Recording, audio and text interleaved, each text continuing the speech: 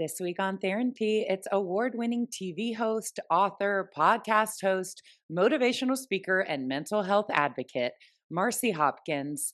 Marci is the host of the award-winning weekly talk show Wake Up with Marci, which helps viewers discover their happiest lives through candid, meaningful, and engaging conversations.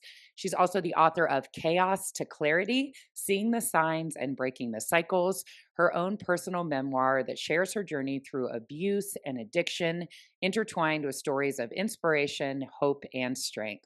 Marci breaks the cycle of negativity and offers valuable insights into navigating trauma and embracing your best life. And she recently celebrated 10 years of sobriety.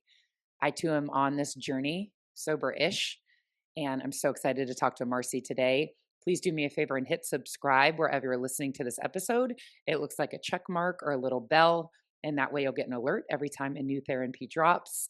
Maybe even take 2 seconds to leave me a review on Apple Podcasts. It's how other people find shows, and I would appreciate it so much. If there's something that resonates for you in the show, or if it makes you think of someone else, maybe send this episode to them. Consider sharing it on social media. And now your weekly dose of thERINpy with Marci Hopkins. We've been talking a little bit off camera, and this is exactly what thERINpy is. I go through whatever I'm going through with a mental health professional or somebody that inspires me. Your sobriety journey very much inspires me. And we've been talking about my divorce and co-parenting. Now, I was just about to Yes. say, I can't imagine if I had not already looked at my drinking before all this happened, because Oh, it would forget have it. been an Yeah. excuse to just pour a glass of wine, pour a bottle of wine, and Yeah. not be on it and waking up like 100% for my kids. And I've been looking at my sobriety last like 2 years. I'll get into it because after I should get into your story, I want to get a little bit of coaching from you. And yeah, I feel like we should come in at this point because had I not looked at my sobriety, this would have been a very different co-parenting Mhm. situation, and I would have Mhm. been coping in a different way. But it's like God gives you what you can handle. And luckily, I looked at it before all this divorce co-parenting drama. Yeah. Welcome. Yeah. It's so good to be here. And you know what? What a blessing to be sober through this time because Yeah. uh, the drinking would have just made it just that much worse. And you would have been reactive through it, Yeah. and the kids would have suffered. Yeah. Absolutely. And I've learned a lot Mhm. through your story. And I wanted to get into that, like how your parenting Yeah. changed after sobriety. Let's start at the Oh, beginning yeah. with your childhood because you had some gnarly stuff there. Talk about growing up and specifically about the relationship you had with your mom. Yeah. So, yeah, my childhood was rough. I mean, listen, I was a kid that all I wanted to do was love and be loved. And my mother had me, I was an accident, and my mom had me when she just turned 19. So listen, she was a kid herself. She was a hippie, and she and my dad accidentally got pregnant, and they got married and they tried to make it work for a while, but they couldn't. So what happened for me is I was going back and forth with my mom to like boyfriends' houses, or I'd go to my grandparents.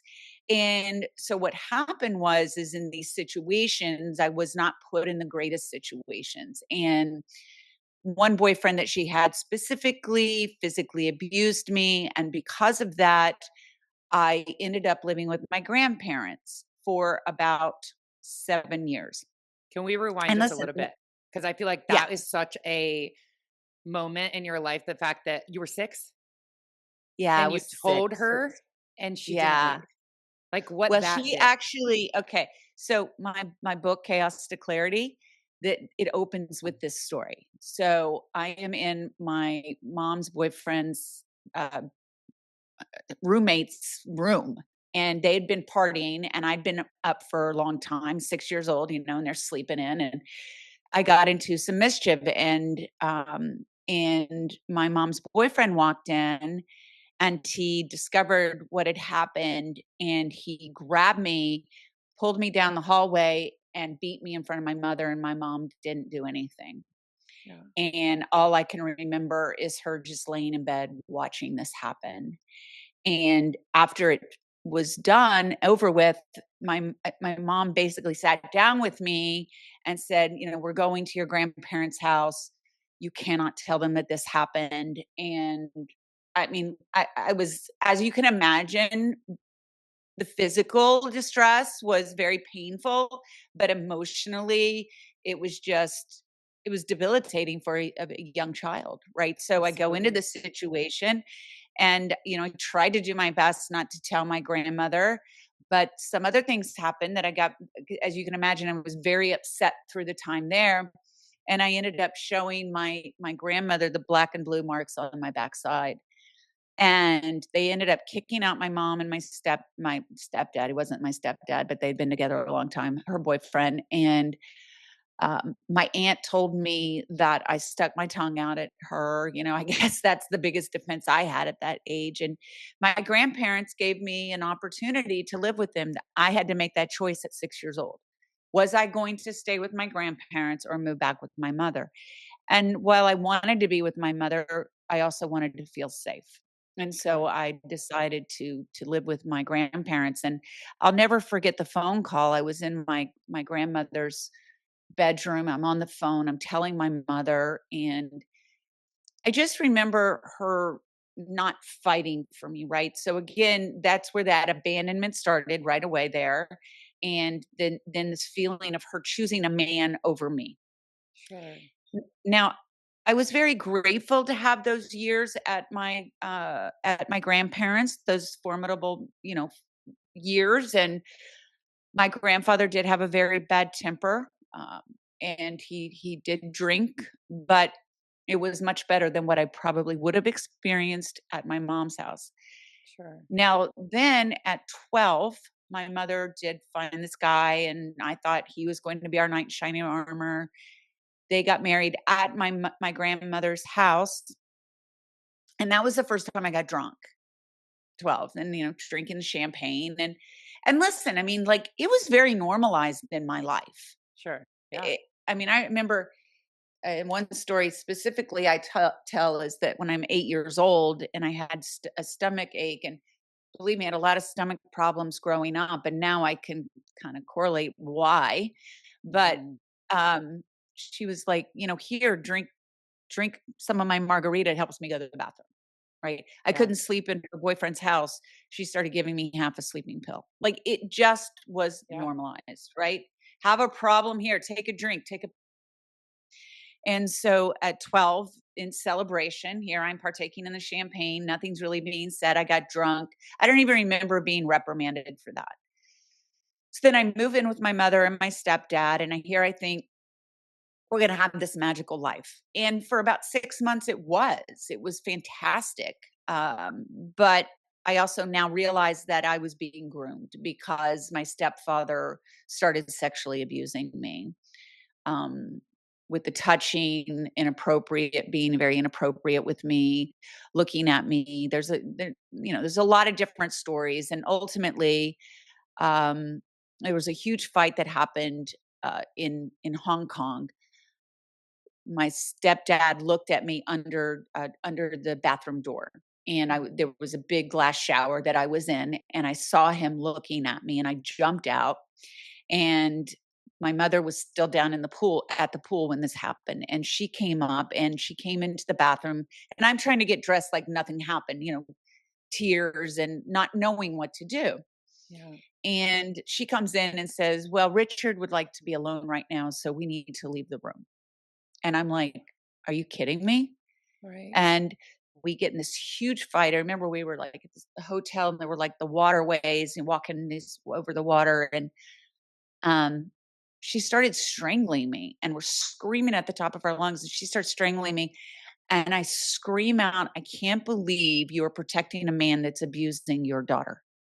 And that's how I told her the first time. And Marcy, this is the So second time it happened because she it, chose a man that abused you before. oh, yes. Oh, yes. And Oh, then, but she did that multiple times, and we stayed in the house after her finding out multiple times. I mean, I wanted to kill myself. I was failing in school. I lost who I was as a child. I started becoming promiscuous. I thought that that's what men would want, or boys Mhm. would want. It's like what I had on the outside, right? What I could give of myself. Yeah. And so then, you know, the typical stuff, like I was drinking on the weekends. I was not drinking during the week, but I started exploring with alcohol at a young age. I did get drunk at 12. And then I think it might have been eighth grade was my first time that I got really intoxicated. And it just kind of started from there. Got And it. when I was in ninth grade, I knew that he was doing things to me in my sleep, but I couldn't prove it because I was a deep sleeper. And ultimately, what happened was I woke up and his hand was between my legs. And I know I'm getting a little raunchy here. Sorry about that. But No, it was, I, I told my mother the next day because she obviously could tell something was very wrong with me. I went to school that day and she didn't leave him, and then we ended up, I always say we moved to a bigger, better home, but it was a yeah. nightmare, and I don't remember those 2 years. I really do not remember living in the house for those 2 years. Mhm. Um, and it's just so w she ended up leaving him right before my senior year and of high school, and another thing I had begged her for us to please not move schools because I had moved every 2 years of my life. So Yeah. making commitments with people very difficult. I had no roots. I didn't know how to bond with people well. People were replaceable to me. So that's kind of the patterns that I was building in my life in relationships. And so ultimately they got a divorce and then I was caring for my mother as an alcoholic because she was an alcoholic. Yes. And when I left school, high school, I left the house and I basically never looked back. And Yes. listen, I mean, like it was hard times, but I was like, I can't live in that home anymore with my Of mother and the course. dysfunction. So I much later, like at this point, like I ended up going to the Art Institute of Houston. I started working in media. I mean, I had a life that looked pretty damn good. Yeah. And I ended up moving to California. I'm from Houston. My job took me to California. At this point, I had met my husband. Okay, And sorry. Before you get to your husband, I yeah, did have one question about that. You yeah, broke off an engagement prior I to did. that. Okay, can I we did. talk about, is that when Okay. you were Yeah. chameleoning, when you were Yeah. like being what, Yeah. because I have a history of doing that. I did that with my ex, being whatever they wanted you to be to validate, like you said, Yeah. everything on the outside. So there was an engagement. Like, I guess, how were you different in that relationship versus when you met your husband? Did you stop being a chameleon and that's when it worked? Or what did you see in him that made you feel like safe enough to not do that anymore?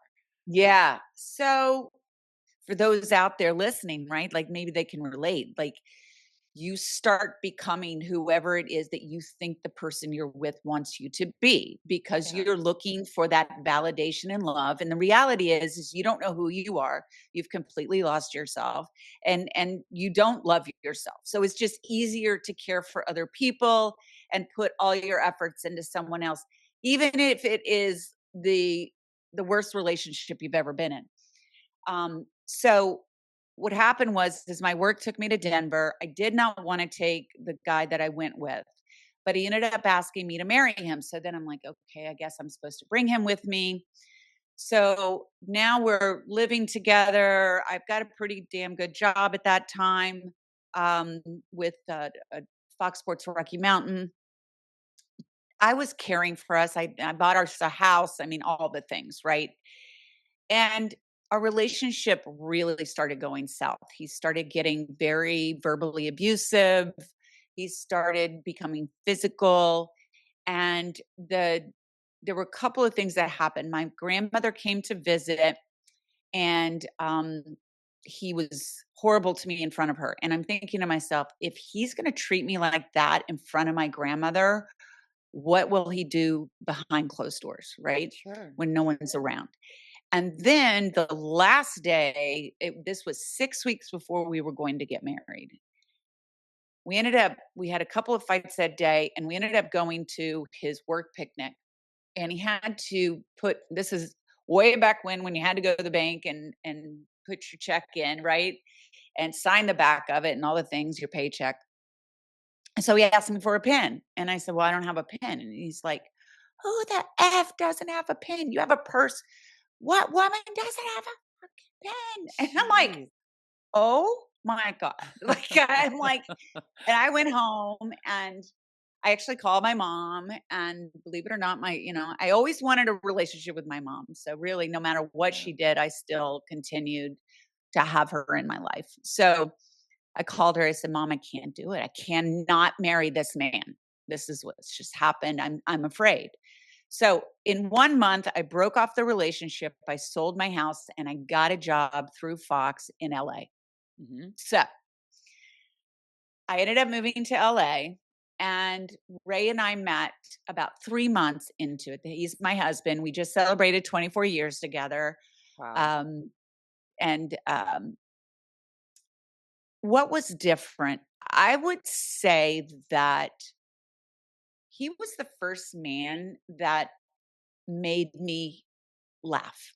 He was the first man where it wasn't just about, when I was younger, because I always had these long, drawn out, awful relationships. So he just was someone that had it together, and he had roots, stability, and he just showed me a different side than what I had seen in all the other guys that I had been with. Yeah. Plus, at this time, I mean, I'm almost 30 years old.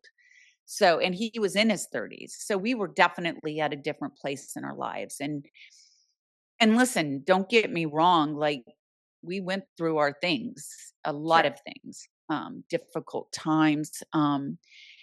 But I will tell you, I didn't break cycle in that I didn't really believe that he loved me. I didn't really believe that we would be together forever. I didn't know how to accept love. I didn't really know what it looked like, Sure. and I was always fighting everything, right? Of So, course. I've yeah, heard you so say before you met your husband, you didn't know how to love someone and you didn't know how to receive love. So I was gonna say, can you yeah. talk about how you healed that? And do you feel like you healed that through your relationship with your husband? Like just finally finding someone that loved you for you? Or have you healed that? No. No, No. not initially. Not Okay. initially. I mean, I had to get sober. So, now I'm Ah, almost 11 years sober. So what happened was, and this is like a very huge pivotal part of my story, right? yep. So we moved to New Jersey from LA. We had 2 children. Mhm. I mean, the first time I ever felt real love was for my children. I mean, that was a love like I never knew was possible, right? Yeah. And all I knew is that I never wanted my children to feel what I ever felt. So I'm sure I've way overcompensated in a lot of ways way back when. I know I did. Yeah. And then I got in front of the camera in my 40s. So I went after a lifelong dream in my Yep. 40s.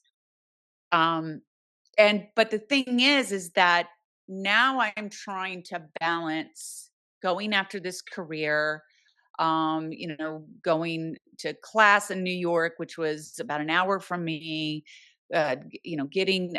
being available for my agents, being available for the gigs, and also balancing my home life. And I didn't want people to raise my children. I wanted to raise my children. So it was very, very difficult for me. Plus, my husband worked all the time.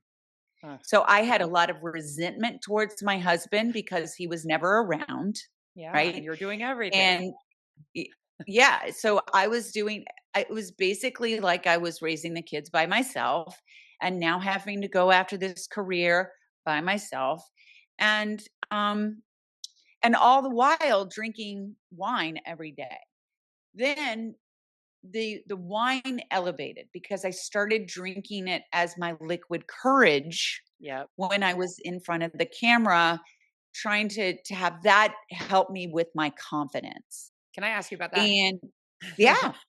What sparked I know there was always like an inkling that maybe you want to be in front of the camera, but never attempting until your 40s. Like what Yeah. sparked it? And then talk about just like the imposter syndrome that had to come from that, like in your 40s, Yeah. just now starting. And of course, wine would be like liquid courage, like that would give Yeah. you a little boost in confidence. Yeah. So, well, way back when I was in my teen years, I wanted to be a model. I mean, Yeah. I even got a comp card. I did all the things, but of Yeah. course, my mother never followed through with any of it. So I never did it. And then I worked in television all of my career, and life happened. And I was like, oh my God, I could never imagine being in front of the camera. But then in my 40s, I early 40s, like I maybe was 40. Hmm. I did a fundraising event, and I walked a show modeling Hmm. clothing, and it just sparked that inside of me again. And I was Yeah. like, oh my God, like there was a time like this is what I wanted to do. And I started kind of talking about it. People started encouraging me, and then people started coming into my life that actually could help me do it.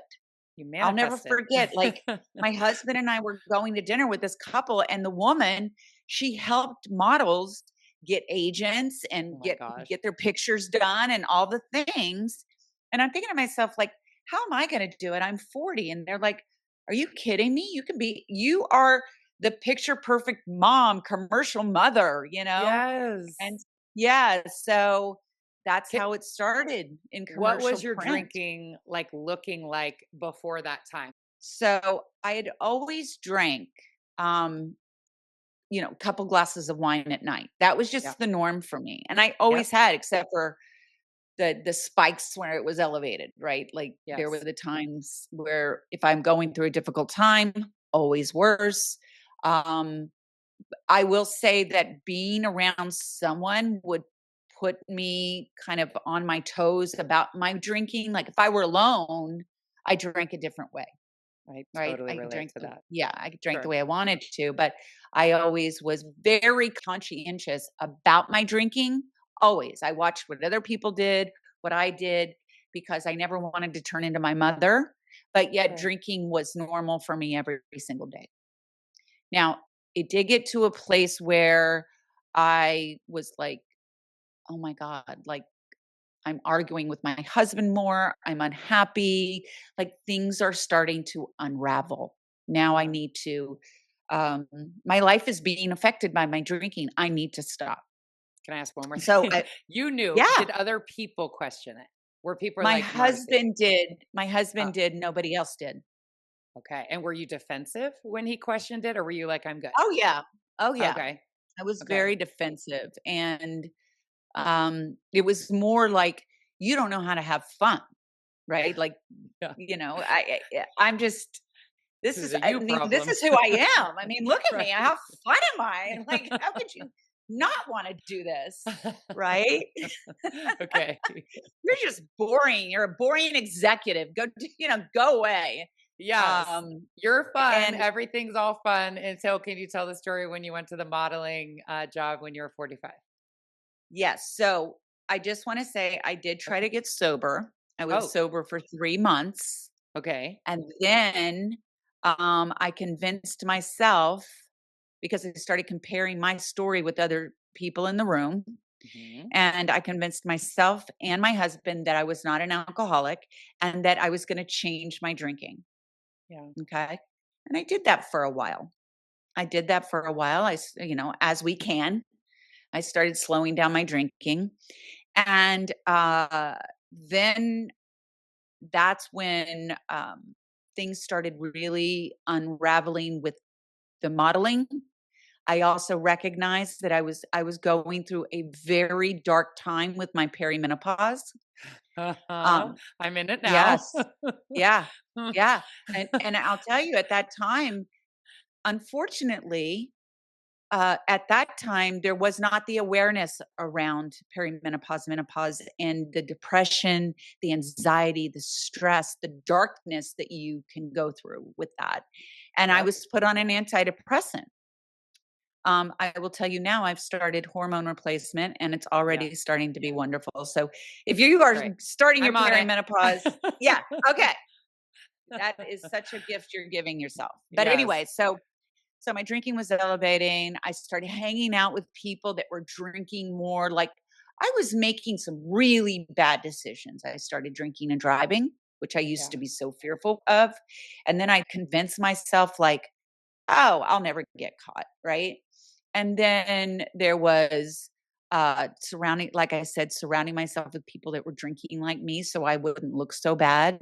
Yep. But then I started making, like, bad decisions with my kids. Like, it had gotten to a place where it was really looking bad with my family, with my husband, and even with myself. Yeah. And I was going down this very, very dark hole, and that was the first time in my life that I was even hiding my drinking because my husband was so against it, and so it just kind of it almost, like, pushed me to wanna drink more, and, Mhm. I'm like, "I'm drinking at you, you can't control me, you're not my father," all of those things. Yes. And so the last day of drinking was October 3rd, 2015. I'd gone on a modeling gig, and I have to tell the story because the full story, because I had gone to where I thought the gig was going to be at this one particular mall. Mhm. And I was going up the escalator and I was telling myself, Marcy, you can do this on your own. You don't have to drink. Right. And I was so proud of myself because I convinced myself, like, I found that strength inside of me not to have to drink that alcohol. And I got to the top floor and found out I was at the wrong mall. Yeah. And it was at that point where, like, I jump in my car, I am racing to the other mall, I drink that wine that's in my, thermos, Mhm. and I get to the modeling gig, and, here I think I do a great job, but it's funny because I think about it, I don't think they ever called me back, or I might have just quit, I don't know, I don't know, it's a whole little hazy, Yeah. but, then after that, my girlfriend had come to watch me, and we went out afterwards, and, I continued to drink. I wasn't eating a lot because as we women like to joke around, "I drink my calories," right? Like, Yep. that's not funny. Yeah. It's really I not. used to live like that, so I Yeah. hear you. Yeah. Yeah. Yeah. Mhm. And so I wasn't eating a lot, and I was drinking the wine, so I had basically a half a bottle of wine.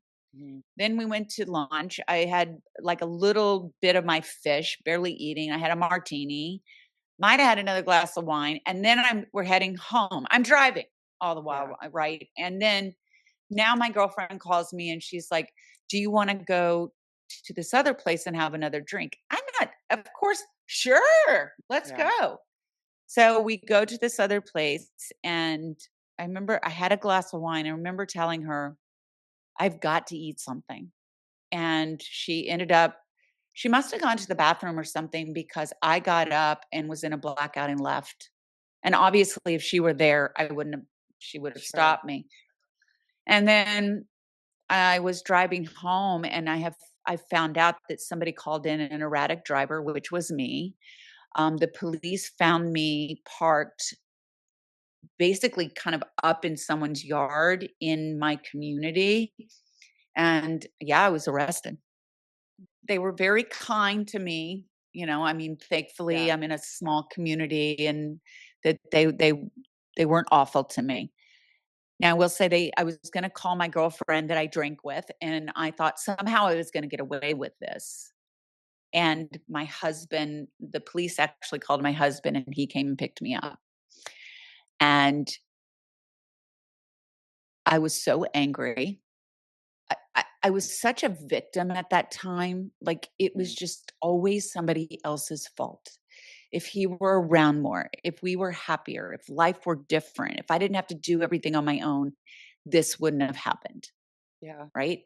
Mhm. So, I went to bed that victim, and I woke up the next day, and it was just like everything shifted, and it was like God stepped in, and I knew in that moment, like, I couldn't do it anymore, and I Right. couldn't live that way anymore, and I admitted to myself I needed help, and which was very, very hard because my whole life I'd been doing it all on my own and putting these walls up around myself. And when I went downstairs, sat down with my husband and was vulnerable, dropped those walls down and I said to my husband, I need help. And instead of pushing me away and leaving with the kids, he embraced me Yeah. and he saw something in me I didn't see in myself. He saw the goodness in me. I just couldn't see it. And he ended up saying, I'm here for you. And we're both in tears. And I felt like the whole weight of the world came off my shoulders. And honestly, it was this like whole wave of love. I Yeah. like my first time that I really felt it. Sure. And it was And really just it was like the worst time of my life and the that's what I was best gonna time of say. my life. It came from a very dark thing. Like it took a Yes. DUI, which is like probably like the worst moment of your life that kind of broke you open. And had that not happened, do you think it would have just continued business as usual? Like it would have taken Yeah. something like that to make you realize, or you would have just kept going. I needed that huge consequence. I Sure. did. I did. And what's beautiful now, almost 11 years later, now I'm a motivational speaker, and that's one of the Mhm. things I do. And it's that rock bottom that darkness, whether it's divorce or grief or whatever it is, that transformational moment. Yeah. It's that time that we can make a choice to rebuild. And it's just that unstable foundation that I had built my life on, right? Yeah. Like all of that pain, and here I'm just trying to build this perfect facade, and then it just all came crashing down. And Mhm. what I did in that moment was realize that I can only go up and rebuild from here. And I had to make that choice. And I went to AA, and I was like all in. Whatever I need to do, I was ready to listen. I was ready to hear it, and I was ready to do it and show up. That is so inspiring because you're right. It had to totally crash down so you could build a strong foundation, or you would always be teetering on that like flimsy one. Exactly. I was going to ask Exactly. you about tips for early sobriety for someone like me that's just kind of navigating it. I know you've said the beginning sucks. Yeah. What are some tips to kind of get through it? And when did you finally feel free from it? Was it years? Was it months? And I'm sure that's Yeah. nuanced and different from other people, Yeah. but I haven't found where I'm not thinking about it anymore. So kind Yeah. of wanted to gauge how that was for you, early sobriety. Well, first, Erin, where are you at in sobriety? So I'm not even gonna say I'm sober. It's like I haven't had a drink in a while, but so my history was eating disorders. I was bulimic and anorexic for a very long time. Yeah. For me, saying I can't have it takes me back to restriction and deprivation, and I can't live like that anymore, Marcy. So I Yeah. can't say Yeah. I'm sober. I just say I'm not drinking today. And I've done a lot of like Yeah. sober mom podcasts, and I before they have me on, I'm like, I just want to tell you, I don't say I'm sober. I just say I'm not drinking Yeah. today, and I feel like a lot of women with disordered eating past can relate to that. You can't, when you Yeah. finally break free from that, you can't go back to restriction and I deprivation, like and I that. can't have it. So I say, Yeah. I'm not drinking today. 2 years ago, I did a dry January and it was white knuckling it. And the only reason I made it was so that I could do a solo episode on my show of like how I got through it. Then I started drinking, I'll say like normally how I used to again, which like Yeah. you said, people weren't questioning me. I'm the one of my four sisters that it's almost like laughable. They're like Erin's looking at her drinking because it was very Yeah. normalized in my life. But I was having drinks every day. Like I would have a beer with lunch, or I would have a glass of wine or a beer with dinner. So, like two drinks every day. If I don't have it, I started to feel deprived. I also think that me using food as like for a while a vehicle to purge for something that I would take away. I finally like enjoyed my meal. So I wanted to have like an IPA with my Yeah. wings or nachos, or I want to have a glass of wine with steak or pasta. So if I didn't have that pairing, I would feel deprived. So I would say I had a brand called Squats and Margaritas. This show used to be called Squats and Margaritas. And I'd always talk about having your daily indulgence, which for me was a cocktail. Every time I did a morning TV show, I was making a cocktail or showing how not to be hungover. It was my whole brand. But it started to feel misaligned and kind of cringy. As I started my perimenopausal journey, it was not serving me anymore. I was waking up not hungover, but not feeling great. It just Yeah. didn't serve me anymore. So Yeah. I was getting I always call them like hits, like you need to stop drinking. But I was kind of like with you, like, no, it's fun. Like it's my brand. Yeah. And so I was like 2 years ago, I did a dry January. Then I went back to like my normal one drink or two every day. Then last dry January, I did it. It was way easier. I went into February. I did a morning TV show and then had like 3 hours before I had to speak at an event. And I was like, I'm tired. I got an espresso martini. Could I have had an espresso instead? Yes, but I didn't. But it also didn't lead to like drinking at the event. I had a non alcoholic beer there. So it kind of showed me that like I can have a drink. It's not going to Yeah. lead to six. So I played with that for a while. This past year, I've stepped into like really embracing it. Like I've had sober first like concerts or going to parties with my sister, like a family event where I didn't have a glass of wine with all my sisters. Big things that I was fine and I didn't feel like I Yeah. needed it. So I just this year, in the last like 4 months, really stepped into I don't have alcohol in the house. I found a wine that I love that doesn't have alcohol, a champagne, non-alcoholic beer, and it's not been really a thing. I still think about it Yeah. like it's just still very normalized in my friend group. So it's still like I will avoid certain girls' nights if I know they're going to be drinking a lot because I just don't want to feel. You just are like when you're the only one sober, they're like telling stories, and Yeah. I'm just like, I just want to go home. I'm so bored. I'm not. Yeah. Everyone's getting Yeah. drunker, so I'm still navigating like the social aspect, but I don't really Yeah. miss it. But it's very new. It's like the last 4 months of this. So, and Yeah. I have a lot of people that I So, can tell listen to my sober episodes that are navigating it and looking at it. So they're listening to this. What would you tell somebody in early sobriety that's kind of like it's still kind of a thing, but you want to commit to this, but it's still kind of itchy. yeah. Well, a lot of times I think not to think like you're giving up something. I'm not giving up Ooh, alcohol, yes. right? I'm gaining a new life. A Love new that. life full of curiosity because when we are drinking, a lot of times our lives are around the drink. Where can we Yes. go to the nice restaurant with whatever cocktail there is? You can't Yes. have other experiences because there's not alcohol involved, right? Yes. So it opens up a whole new world for you. But I understand because in the beginning, I'm like, the idea of forever not having a drink, like it was so overwhelming to me. Can I say something? So You made me think overwhelming. dating. Yeah. If I'm dating now, I'm not gonna have a drink on a date. That is, I'm Right. kind of like, oh, Right. that makes me Yeah. itchy.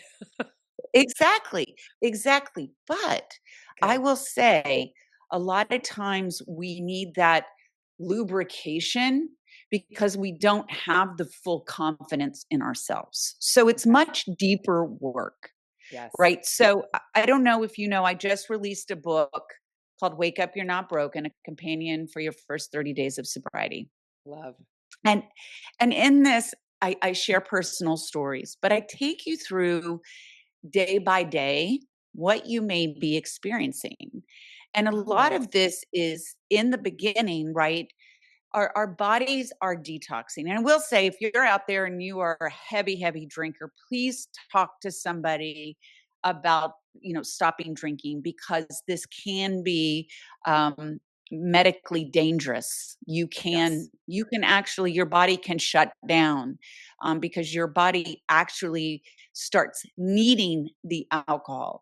And there's certain chemicals within our brains that our brains change from the alcohol.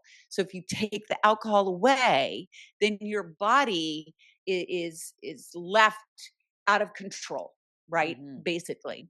And a lot of times when we stop drinking, there's something called GABA, and you guys may not really care about the science of this, I but care. you know, like we're numbing ourselves with alcohol, right? And there's part of this GABA where our bodies naturally calm us, right? But now you stop the alcohol and our brains are not calming us because the alcohol is kind of diffuse that, if you will. And Yes. now we have this anxiety that's coming off the roof, and we're not able to naturally calm ourselves, our Right. bodies, our brains.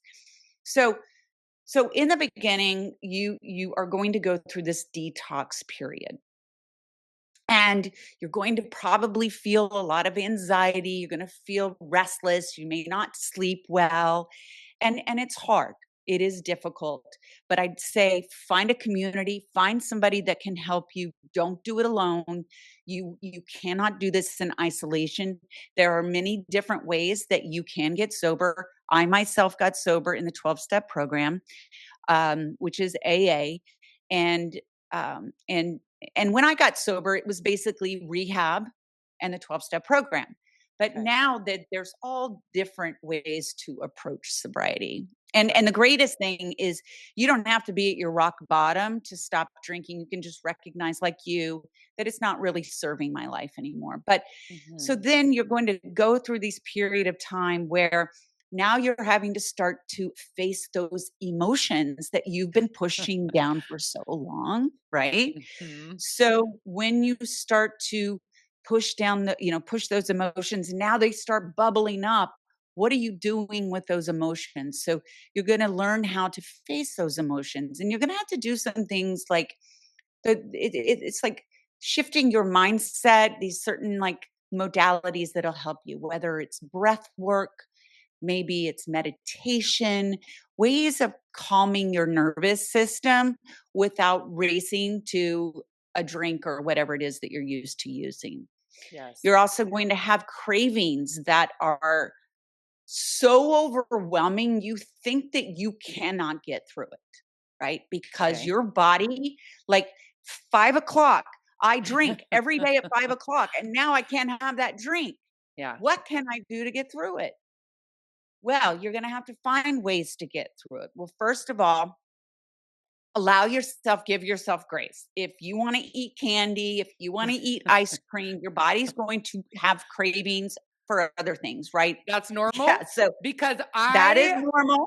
eat a pint Yeah. of ice cream and like I'm like, "Oh my god, I'm gonna weigh 500 pounds because I can't stop eating sweets that I didn't want before." But I will tell myself, "At least I didn't drink." So I'm like, Yeah. it's the lesser of the evils, but like I've never wanted sugar like this. Okay, Yeah. that's It normal. right. Because if you think about it, I mean, alcohol is sugar. Right. Wine is sugar. Right. And Okay. every alcohol turns into sugar. So then True. your body's going to be craving sugar. Mhm. And then when you have these cravings, you've got to change things. Like your mind literally can't think about two things at one time. Okay. And a craving usually will last about 20 minutes. Right. So, one of the tools, I have a huge list of tools that I have in here, sober tools. But one that I love is move a muscle, change a thought.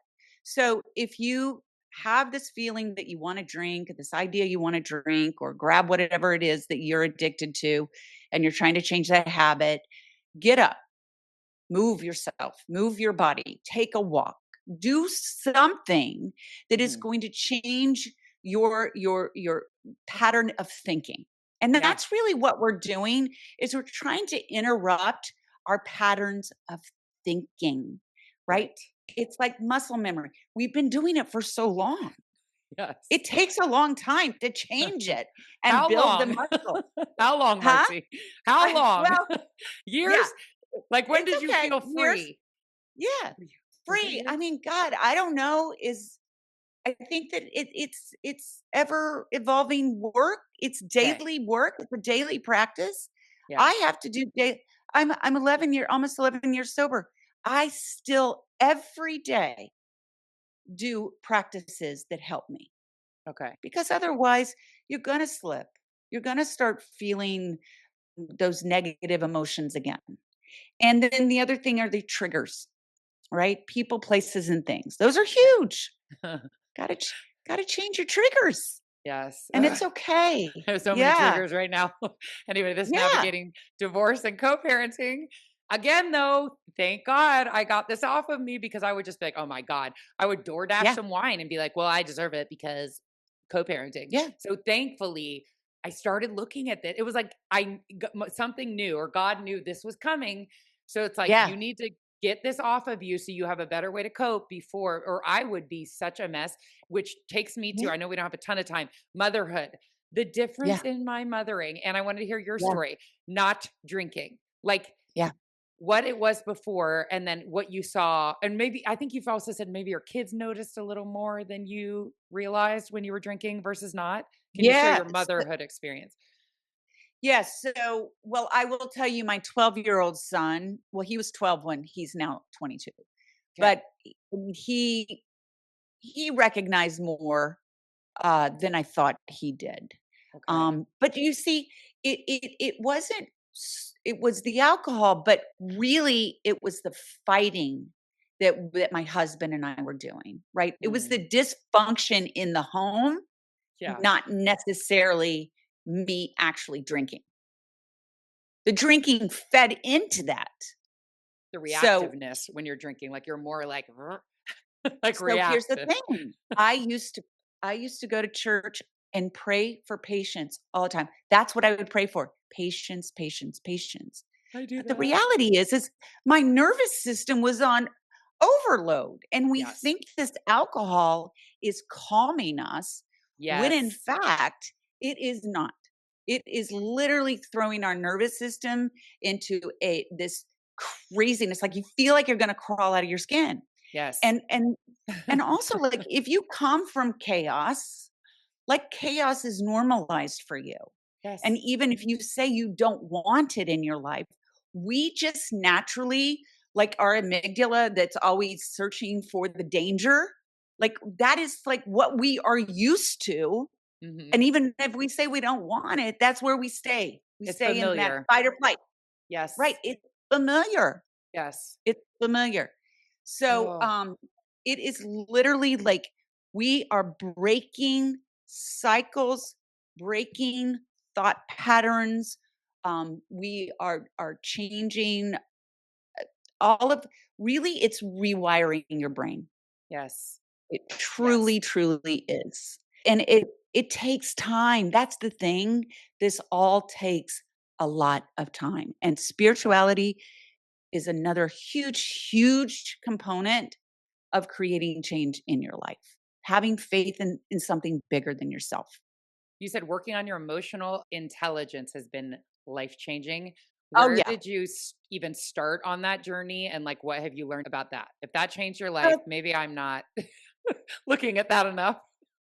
well, I will tell you, emotional intelligence is more about having empathy, how you respond to things, not feeling like life is happening to you, recognizing your role Yes. in whatever relationship you're in, whatever in work, whatever it is. Like we all have a role in something. Self awareness. So, yeah, being Okay. aware of your part, right? Yes. And so gratitude practice is a huge one.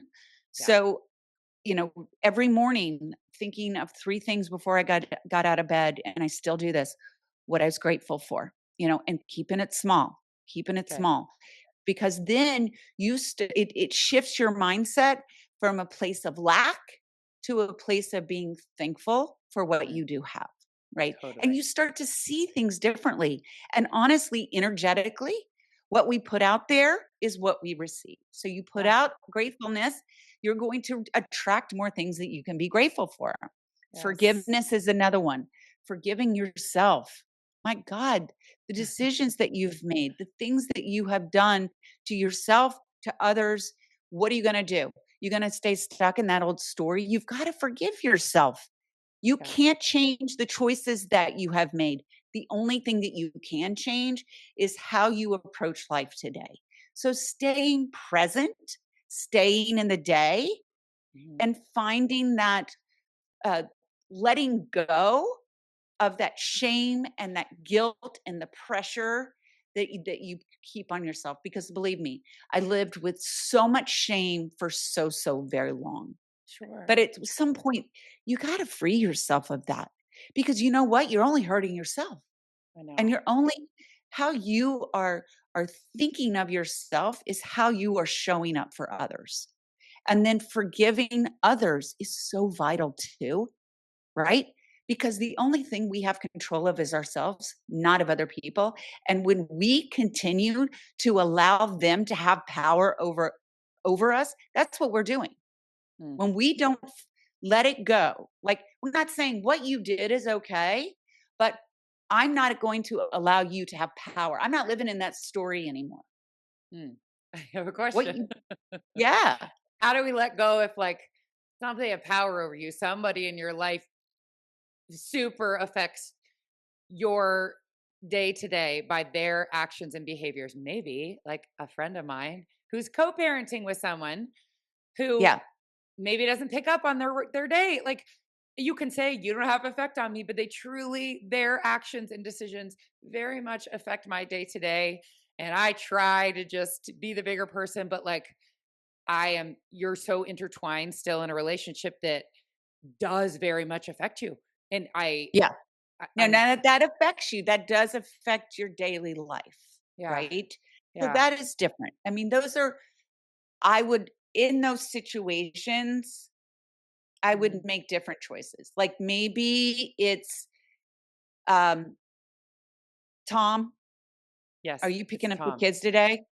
What if Tom isn't W- even answering his phone? So you can't even say it. So, but can't you leave a message? Yeah, it's not going to be returned. Tom is not going to But return that all I'm call. saying Just is, Tom, silence. Okay. I'm just letting you know, I'm calling you. Today is your day to pick up the kids, but I'm not hearing from you. So I'm letting you know I will be there. And the only you are hurting your children by doing what you are doing right now. You're Okay. not affecting me. You think that somehow you are affecting me. You're not. You're only affecting your children. And I am making a choice right now. I'm showing up for my kids. You're not. Okay. You can, Yeah. It's a different way to handle it than I have been for sure. right. I mean, that my friend has been. Put it, put it back on him. But what I'm saying is more like my mother hurting me the way that she did, keeping me in a Yes. home that's not safe, Yes. right? Our parents wronging us in some way or in the thick of it. Okay. So it is more about the choices that you're making right now, not necessarily forgiving what is happening right now, right? I'm saying like my mom hurt me in a lot of ways. So I had to look at her as an individual without the titles, without my mom, the nana to my kids, how she let us down in all the ways that she let us down. Yeah. My mother was weak. She looked to men for validation. She had me very young. She didn't know how to care for herself. How could she care for a kid? She probably, wanted to she probably was so afraid of letting her um getting her parents mad at her again for letting me, doing wrong by her Yeah. daughter again. Like all the things. Like we didn't get to change our relationship while she was alive, but Right. she died from her addiction. Right. But I don't live in the sadness anymore. Like all those things that happened to me, I used to live in it. It Hmm. it it suffocated me. But today those things happen to me. They Hmm. don't define me anymore. You can They're not who tell I am.